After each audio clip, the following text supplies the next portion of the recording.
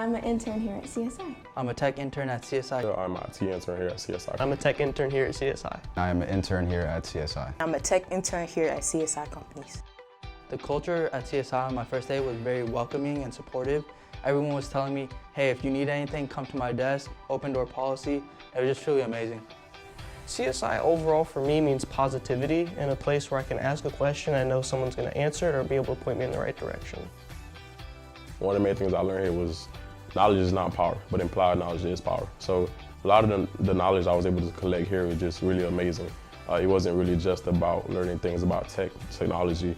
Also, I got a chance to learn things about finance, HR department. So it's just really the collective group of knowledge I was able to gain and apply in my lifestyle also. CSI to me, it's a place of learning and growth. Because this company is growing so fast already, there's always room for you to learn more, for you to get more skills. So I really love that aspect of it. To me, it's a place of opportunities. It's a place where you can grow, and there really is no cap on how high you can rise.